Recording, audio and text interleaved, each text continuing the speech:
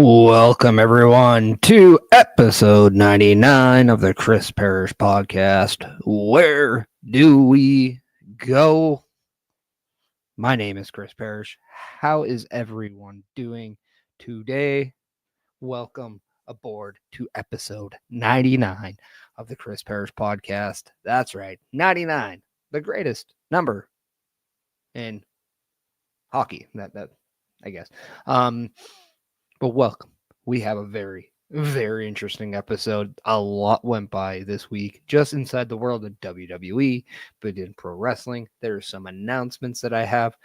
It's going to be a fun time. But first things first, let's give thanks to everybody that has helped the Chris Parrish podcast become who they are, and that is the Turnbuckle Affiliation Program. That's right. If you want to go to turnbuckleaffiliationprogram.org, or turnbucklestudios.org, you can go and check out all the beautiful content that we provide you. You can meet the team. You can check out the latest episodic shows. You can hit /join on that URL to fill out a form to see if you want to become part of the team. There's a lot of great things when you go to turnbucklestudios.org. You can also check out carlcarafel.redbubble.com, which is the official merchandise online page for the Turnbuckle Affiliation Program. And you can deck out on so many things, whether it's clothes, accessories, you name it, they have it. carlcarafel.redbubble.com. Also, a shout out to beercadewhyte, located on 10544 82nd Avenue in Edmonton, Alberta. It is the home of multiple WWE PLEs and AEW pay-per-views. You can check out their menu. You can have fun with their establishment, enjoy some great food, but also play some amazing arcade games. My favorite, it's the football throw. Why? Because it's fun. You get to whip a ball. Doesn't always hit the target, but I mean, it is what it is. Nobody's perfect, but nonetheless, welcome to episode 99 of the Chris Parrish podcast. How is everyone doing today? Let me know in the comments if you are doing well. If you're by chance watching on any of the platforms and you have an opportunity to hit that follow button, hit that subscribe button, hit that like, hit that thumbs up, hit that share button, please do so. It helps the channel so much. And I appreciate the ones that have done it. We have some fun stuff to cover off, especially we're going to also predict and talk about next week's NXT Halloween Havoc, which, by the way, on the Chris Parrish platforms, you will be able to see the Halloween Havoc watch party. That's right. It is opened up to anyone. So if you want to be a part of the watch party, you don't even have to be a part of Turnbuckle Studios or the Turnbuckle Affiliation Program to join, but just let me know. Message me if you're interested. That will go live next Saturday at 8 p.m. Eastern Time, 6 p.m. local Alberta time. Let me know if you're involved or interested and you want to be involved. We'll be talking a little bit about that. But this week we saw some amazing stuff in just the world of WWE. I know there was a big show with Wrestle Dream last night in AEW, and that was pretty wild. Some of the stuff Darby Allin and Jon Moxley did was just stuff that you don't always want to watch, but it was absolutely incredible. We got to see Sting once again. Who doesn't love Sting? But for me, the moment of the week happened Monday night, and if you're able to watch the Raw Patrol very early on Monday, you saw Carl Carafel and myself react to the big event that was Braun Breakers and Bronson Reed alongside Paul Heyman absolutely betraying Seth Rollins. That's right. We saw Seth Rollins basically feel like he was on top of the world with his win at Crown Jewel. He finally defeated Cody Rhodes. And the question begged, where do we go from here? And what we didn't know necessarily at the time, we found out afterwards, was that Seth Rollins potentially was injured in that match. And I say potentially because fool me once, shame on me. Or shame on you, fool me twice, shame on me, right? So Open book. We don't know. It's Seth Rollins. He has lied to us before. Why not do it again? But we'll see. But the report and the rumor is going around that he did injure his shoulder apart or in that Cody Rhodes match, is required to have surgery sooner than later. So if by chance that's exactly what's going to happen, all my thoughts are with Seth Rollins right now in a speedy recovery. But also, we got to ask the question, where do we go? He is your world heavyweight champion. He is currently on top of Cloud 9. But Braun Breaker took it upon himself to make a decision. Bronson Reed took it upon himself to make a decision. Paul Heyman took it upon himself to make a decision. So where do we go? Are they still the vision? Are they a vision without a visionary? Are Bronson Reed and Braun Breaker really just going to be the modern day two-man power trip with Paul Heyman right there leading the charge? If that's the case, that's a very scary charge because we know the damage and the destruction and the dominance so far of the duo of Bronson Reed and Braun Breaker. But earlier, we saw CM Punk defeat Jey Uso and LA Knight in a triple threat match to become number one contender to the World Heavyweight Championship. So as convoluted as this title picture is, it only gets more mysterious when the champion himself may not be able to go. So the question is, when does CM Punk get his championship match? But who does he go up against? Because it may not be Seth Rollins. Could it be Braun Breaker? Could it be Bronson Reed? Are we going to do anything to kind of replace the... Or is Seth Rollins not as badly injured as we thought? Maybe he's not even injured at all. Maybe he's just pulling the wool over our eyes once again. Adam Pearce did say he will address the situation on Monday. So tomorrow, live on Monday Night Raw, you'll be able to hear from Scrap Iron himself about what's going on with Seth Rollins. Make sure you're checking out the Raw Patrol tomorrow night, 8 p.m. Eastern Time, and you can get our reactions to everything in live time. But the question is, what would you do? What would I do? What would be the best way if we are taking this with what we know, and that is Seth Rollins could be out long term? How do we get past this situation? And I think it's very clear.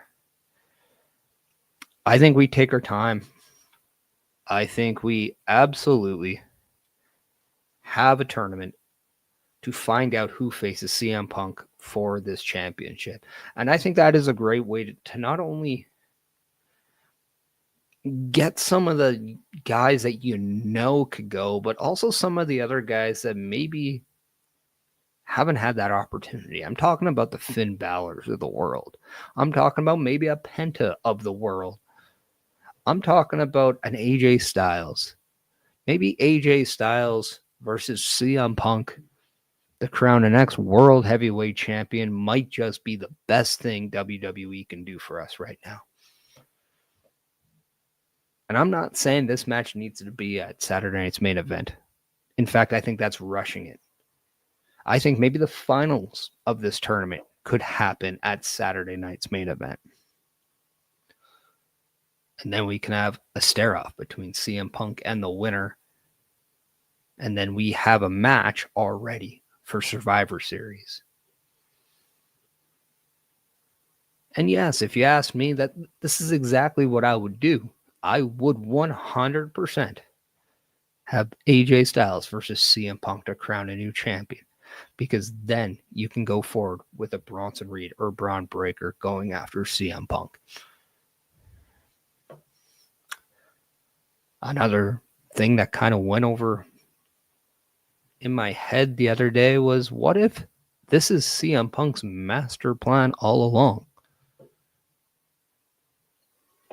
What if CM Punk's master plan was to make Seth Rollins believe he was always the architect,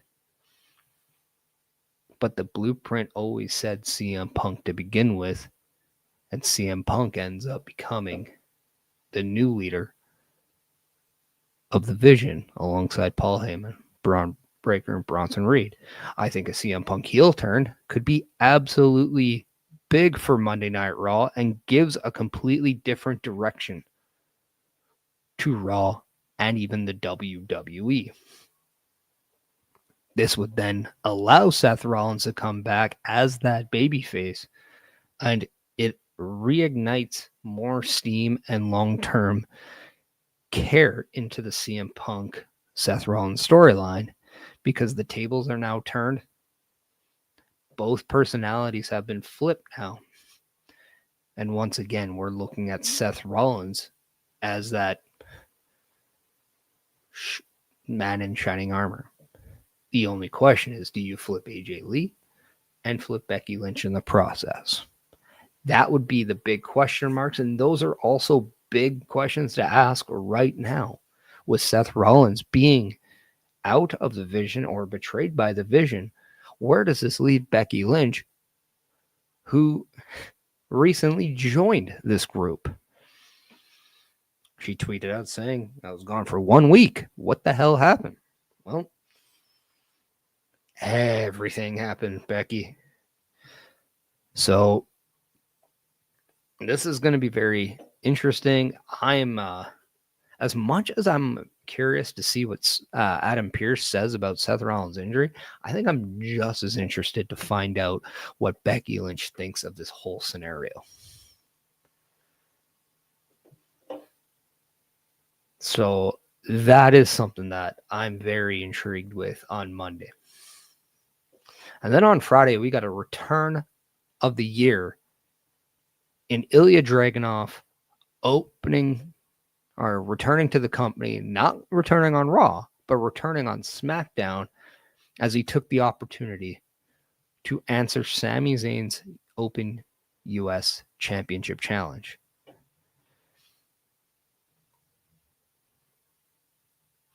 We got CBRS Entertainment, Chris Best in the house. Hello, how are you doing? But Ilja Dragunov not only came back, but he came back with an opportunity right there, because as we thought The Miz was going to answer the challenge, we saw Carmelo Hayes run right up behind him and attack him the same way The Miz did before.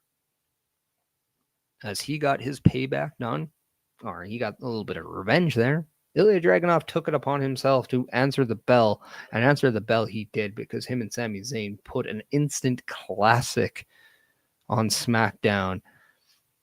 In fact, that was probably a dream match that we really haven't thought of much.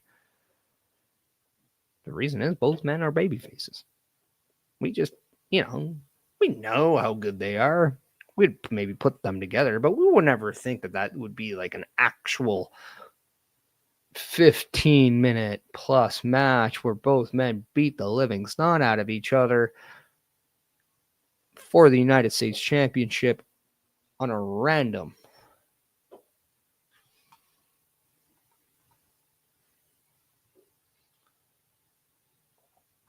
But nonetheless, a match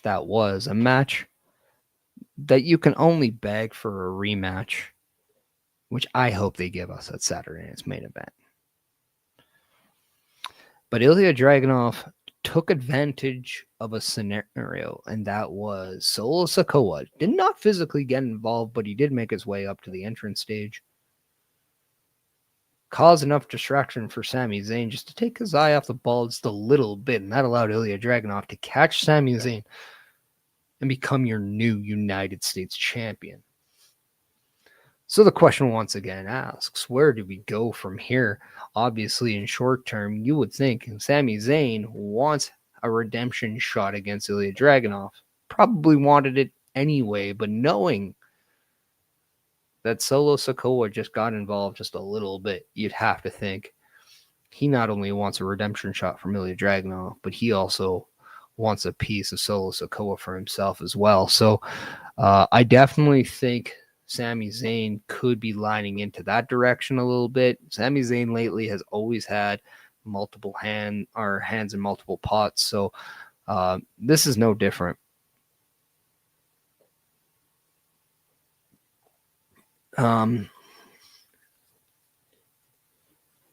No, I haven't heard complaints of it because I just don't care. I mean, if people are going to complain about an amazing match and they're going to complain about something that they see on a television show, pound sand. It's a television show.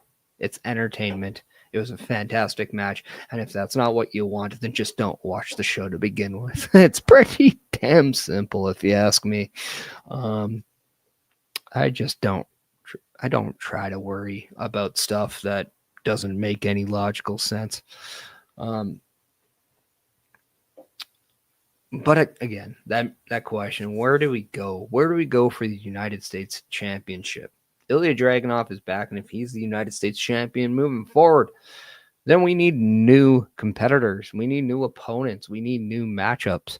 And some of the matchups on SmackDown lead a hand that could be very good. Now, it could be somebody on the likes of, just off the top of my head, we could see Rey Fenix challenge Ilja Dragunov. We could see maybe anybody from the MFTs. If by chance there is a split between the Street Profits, why not Angelo Dawkins or Montez Ford? Would this be the right time to bring up an Obafemi and you have Obafemi against Ilja Dragunov for the United States Championship?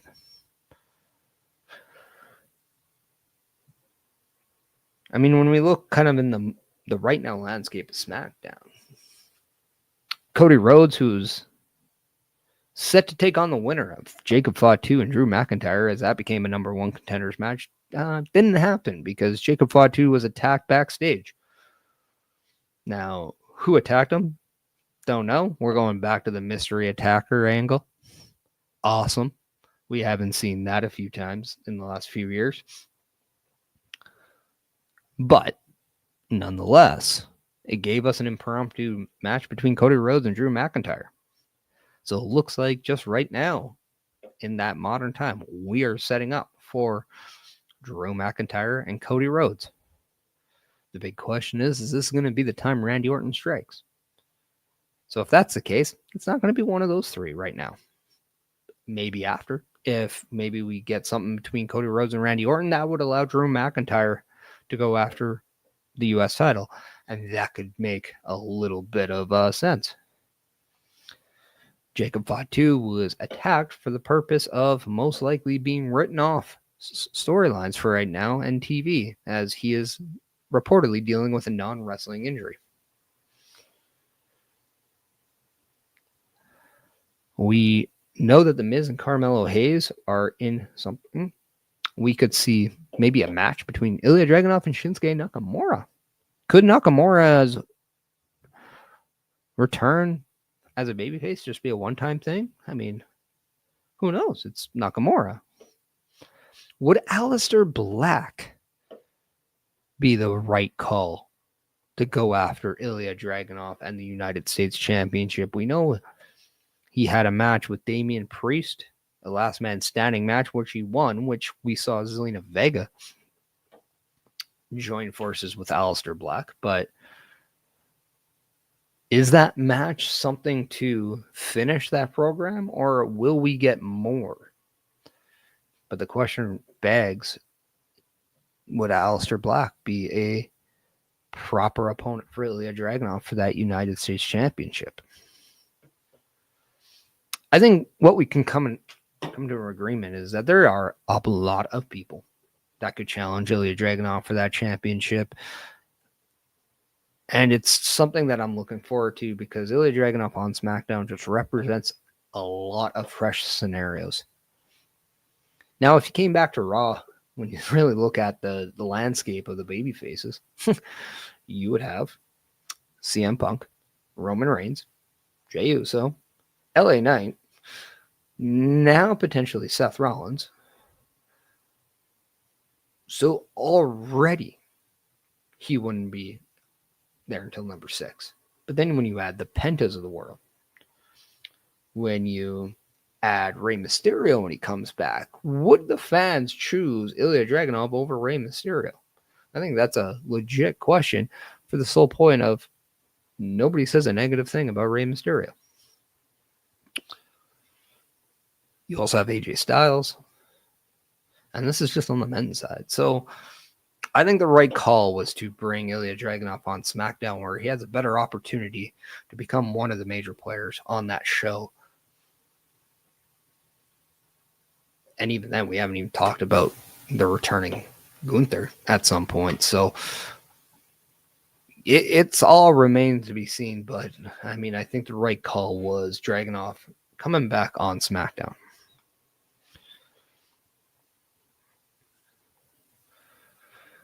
Now, if you want to make a right call, please go to carlcarafel.redbubble.com. Why? That is the online merchandise store to the Turnbuckle Affiliation Program. And yes, even though times are tough, we also know people want to deck themselves out in some cool merchandise.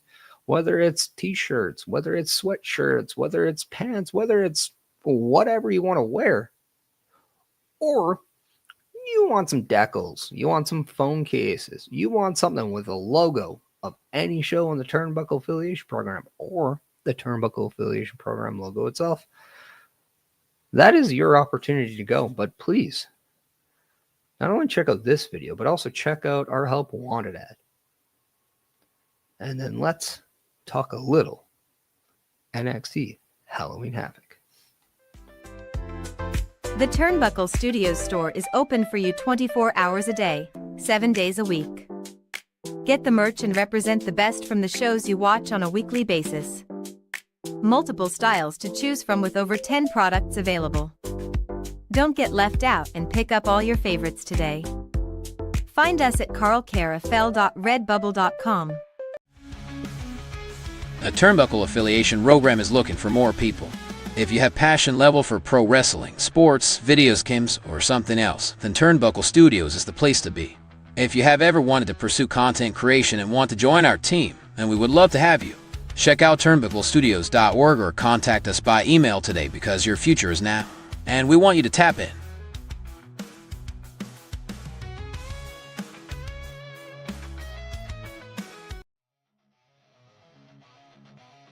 Turnbuckle Studios and the Turnbuckle Affiliation Program bring you the week of streams. Monday nights you get the Locker Room Breakdown at 7 p.m. Eastern, followed by the Raw Patrol at 8 p.m. Eastern. Tuesday brings you the flagship show, Turnbuckle Talk, at 8:05 p.m. Eastern. Wednesday we play games with the PlayStation Showcase at 8 p.m. Eastern. Thursday we go TNA when we brace for Impact at 7:55 p.m. Eastern. Friday we secure all details as we answer the call for the SmackDown security detail at 8 p.m. Eastern. The weekend brings you Saturday Night Gaming at 8 p.m. Eastern. On Sundays be sure to catch the Chris Parrish podcast at 12:15 p.m. Eastern, followed by the Boar's Nest at 8 p.m. Eastern. Be part of the shows and join the chat every day. And once again, those URLs to go to are turnbucklestudios.org.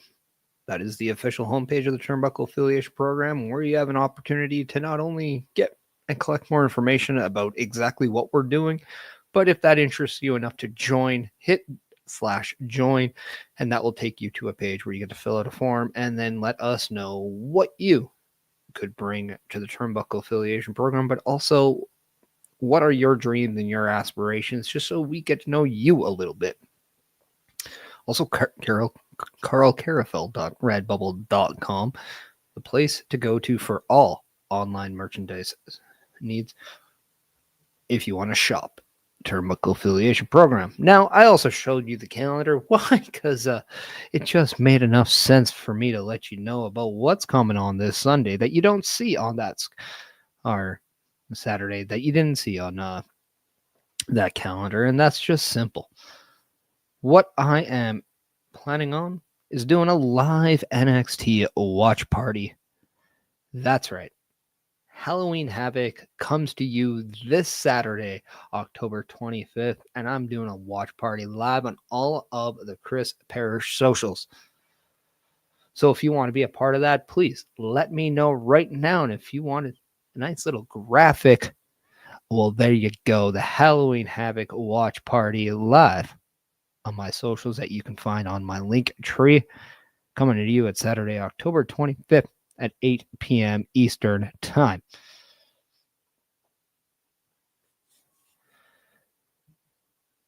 So let's talk little Halloween Havoc, shall we? It is emanating you next Saturday, and we are in for a treat. We have 5 matches already targeted for the card, so let's get right to it. We are starting off with a couple of North American Championship matches, which, by the way, all matches right now are championship matches. So just knowing that every match is something worth fighting for both competitors, or all competitors, sorry, there is a tag team championship in there.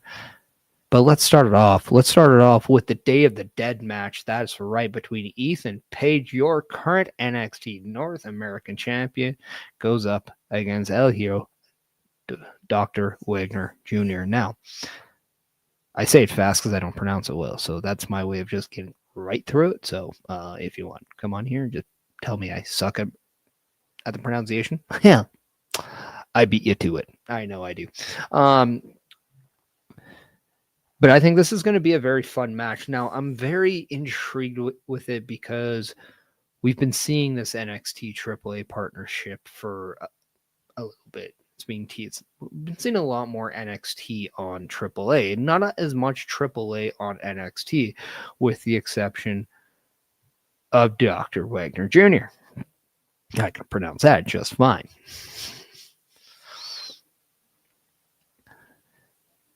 So I don't think this is the match where Ethan Page loses his North American Championship. However, I do think if by chance we see anyone capturing a North American Championship on a short temporary situation, this might actually be the smart choice, because Ethan Page doesn't necessarily need a championship to be one of the major stars on NXT.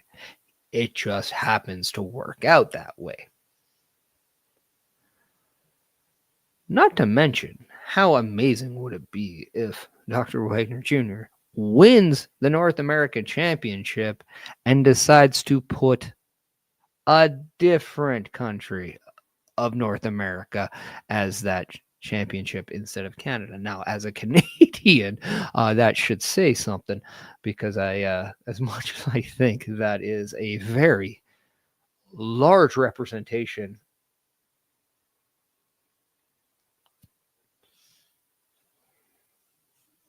of North America, so is Mexico, and so is the United States. So I'm kind of torn because I can see both men winning, but I know that's a very boring play down the middle type answer. So I'm actually going to just, sack up and give you one. I do have Ethan Page finding a way to retain his championship. He is going to do something dirty. He is going to do something pretty much unethical. And Day of the Dead match really allows you just to do just about whatever you want. So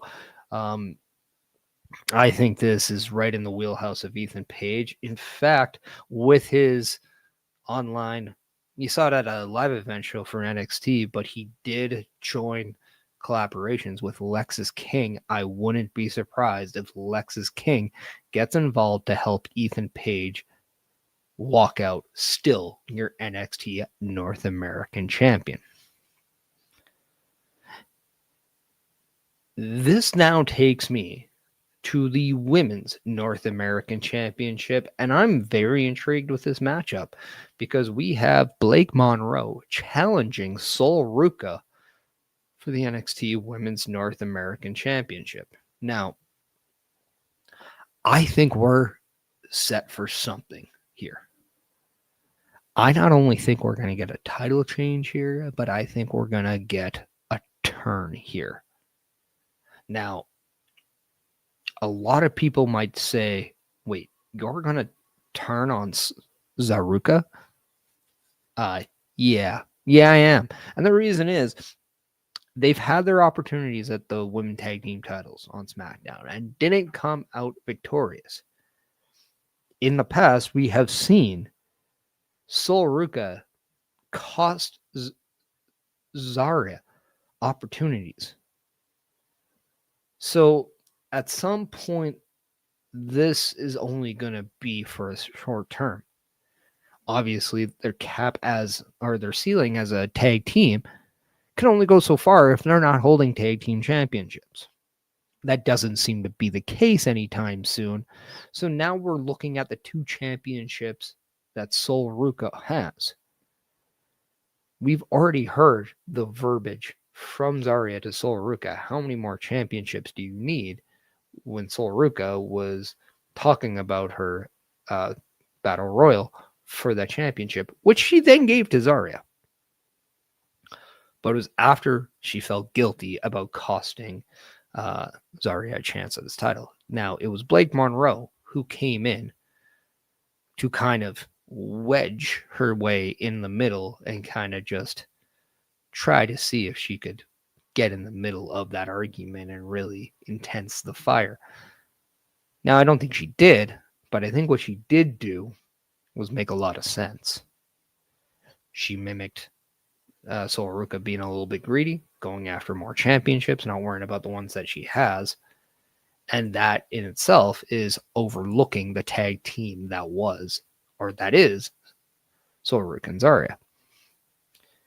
Not to mention, I've been saying I think NXT needs more women tag teams, and I have an understanding of how we could split one to create 2. Now, you might be scratching your head thinking, hey, what are you really drinking during these shows? But hear me out. What if Zarya turns on Sol Ruca and costs her the NXT Women's North American Championship and sides with Blake Monroe? Why, you ask? Because she's tired of the selfishness from Sol Ruca. She's tired of the greediness. She's tired of the accidental costs. She's just tired of having her guard down only to be betrayed by someone who she thinks was saying she's her friend. But a friend wouldn't cost another friend that much. And I'm just talking about from the perception and the point of view from Zarya. This would then allow Blake Monroe to be chased by Sol Ruca on this over this championship, with Zarya kind of right there playing bodyguard a little bit. And there's only one person who has been betrayed by Blake Monroe in recent weeks. That makes a lot of sense. And I'm talking about Jordynne Grace coming to the aid of Sol Ruca. And then we get a tag match between Blake Monroe and Zarya up against Jordynne Grace and Sol Ruca. Boom. Already, now we have 2 tag teams right here that you can use moving forward. Or you can continue to use both women as individual acts. But now you have used one tag team and kind of used it as a platform to create 2.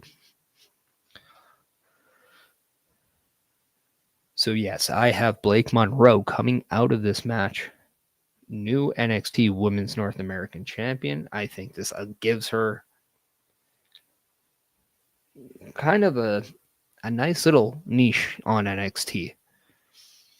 Some substance kind of to be on the show every week, and you can just do a segment here and there when you're not doing matches with her.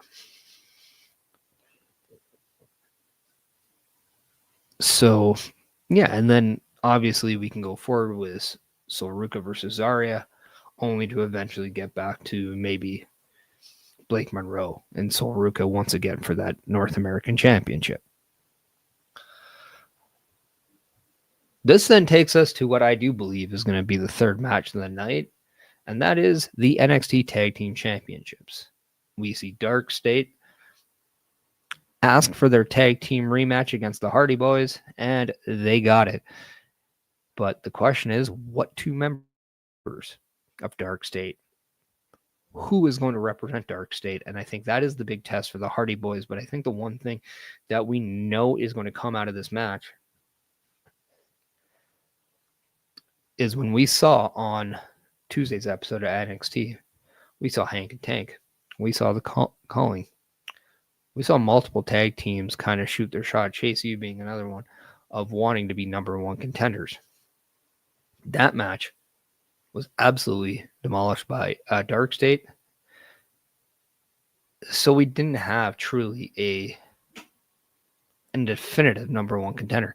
So I wouldn't be against this match, seeing if the Hardy Boys are at a 4-2 disadvantage, a team like Hank and Tank coming in there to kind of even the odds. And I wouldn't be surprised if this climbs towards maybe the announcement of the Dusty Rhodes Tag Team Classic, and we bring that back, and the winner obviously gets a shot at the Tag Team Championships. And if I'm not mistaken, Hank and Tank did that just a year ago. So I do have the Hardy Boys retaining the NXT Tag Team Championships here, but I also think this is a match that may not need a definitive winner out of it, because I think it's more of representing the overall division and giving it a spotlight. So I think that's what I would do personally, and it would be very intriguing to see if they are going to do something along that line. Next up, I have what I think is the semi/co-main event of the night, and that is for the NXT Women's Championship. I have Jacy Jayne versus Tatum Paxley, and I think this match is interesting because you have Jacy Jayne, who is a member of Fatal Influence. Now that they brought in, I believe it was Laney Reed, we have a third member of Fatal Influence once again. Then you have Tatum Paxley, who is lined with Izzy Dane, but we've been seeing Lyra Valkyria show back up, and we all know that there is a friendship between Tatum Paxley and Lyra Valkyria. So I'm wondering, do we get a stare-off with all 6 women here? And to me, that is the big question. Do we see Tatum Paxley do the unthinkable and upset Jacy Jayne and become the new NXT Women's Champion through all this chaos? My answer is yes. When we look at everything that is the situation, this is designed to either showcase Tatum Paxley or to move towards Tatum Paxley as that next person. We then could see Tatum Paxley versus Izzy Dane at a future date for the NXT Women's title. But I think right now, we easily could see something else from Fatal Influence that does not have NXT Women's title there. I think we could see Fallon Henley and Jacy Jayne challenge Alexa Bliss and Charlotte for the WWE Women's Tag Team Championships. And I think that would actually be a solid opportunity to see if Fatal Influence is now ready to be moved to a Raw and SmackDown.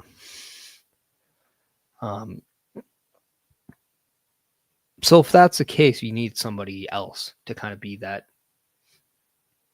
mainstay, or that mainstay in the women's division. You have to then pick who your next person is. Tatum Paxley would not only be that extreme underdog that I don't know if a lot of people are looking at, but one that the fans would definitely appreciate.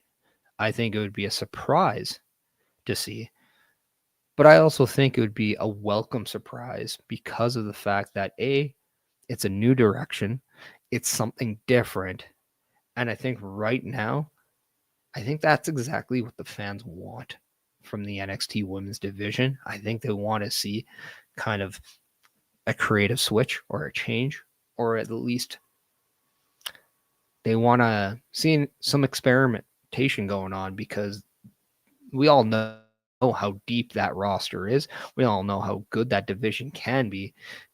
But if you just keep having a champion stay champion for month after month after month after month, only to go back into the same formula, I think that's not helping the division, not from a long-term standpoint. So,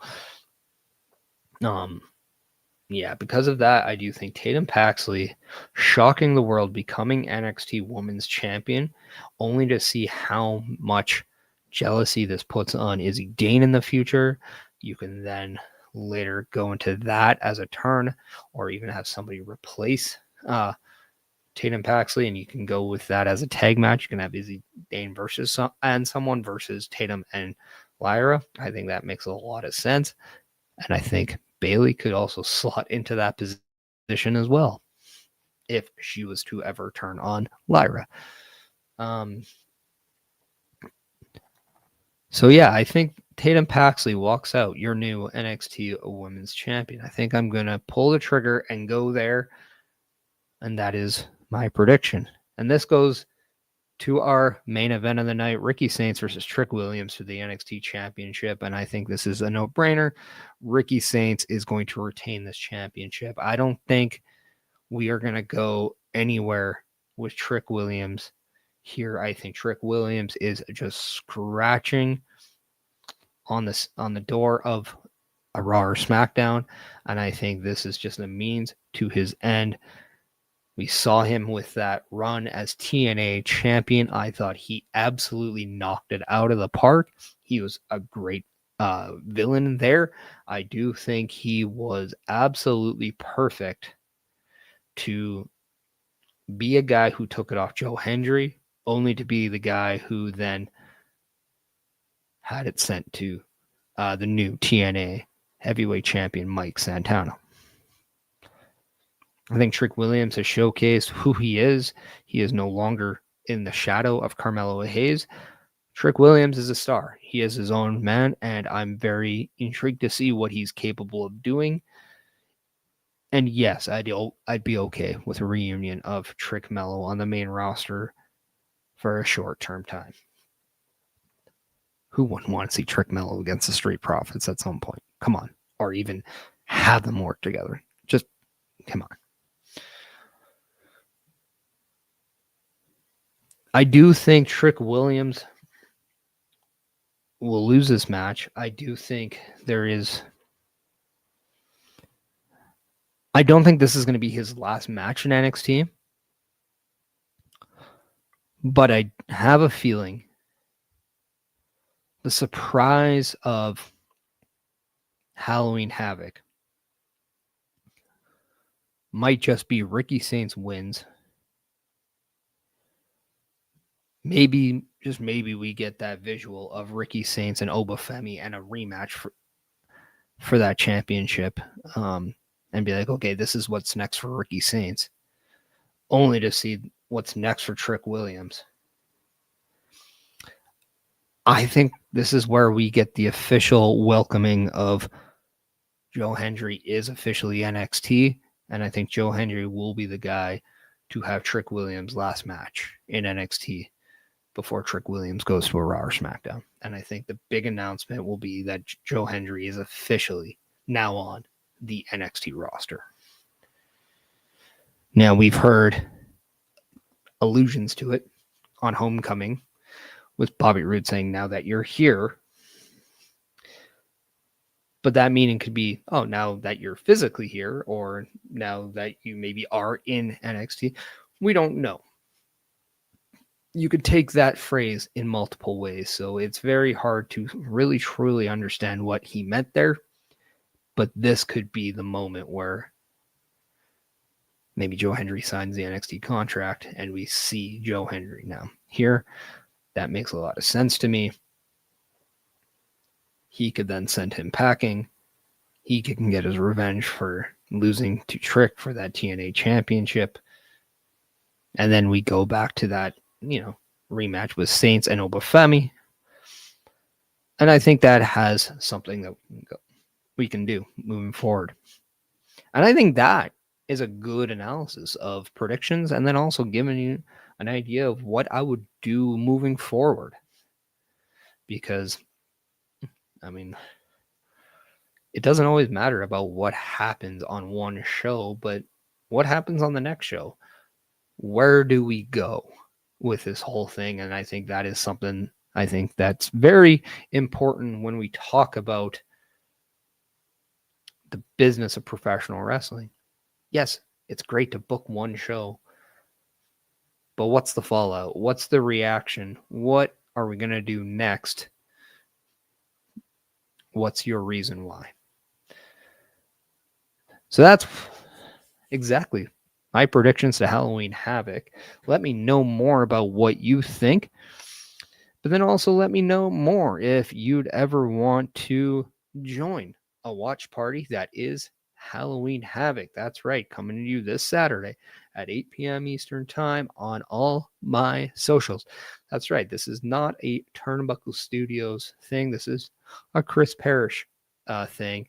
So please, let me know if you are interested in joining me for the NXT Halloween Havoc watch party. But that's next Saturday. Next Sunday is a very important episode of the Chris Parrish podcast. It's episode 100. And I just want to take this time to let everybody know that I'm absolutely stunned that when making a thumbnail, I get to put 100 on something. Now, it's crazy to think that the Chris Parrish podcast, as of next week, is 100 episodes old. But that's not where we're going to end. That is not it. Don't worry. There are more to go. I just want to take this time to say thank you to everyone for allowing me to already have 99 episodes of the Chris Parrish podcast. Episode 100 is coming to you next Sunday on the 26th, and it is called Century Mark. You have seen a lot of different titles to this episode, or these episodes. Like, sometimes I take them from songs, sometimes I take them from wrestling, sometimes I just make funny double entendres. But something simple like Century Mark, I think, is very fitting, because it's very fitting to see the things that you do, see the moments that you make for yourself and the achievements you've had, and take it in. It's very important to appreciate the things you do in your life and actually take the time to smell the roses once in a while, because it's very important for yourself. And that is why this is the perfect way to end episode 99. Where do we go? The future is definitely something that you can control. So please, before you take the wheel and go, always understand that you're in control. For myself, for the Chris Parrish podcast, I always say, be you, be happy, be healthy, because at the end of the day, you matter. Thank you very much, and let's have fun with the 100th edition the 100th episode of the Chris Parrish Podcast next week. Have a great Sunday. Goodbye. Rip through the clouds, faster, catch us from falling close to the ground. Perish or try.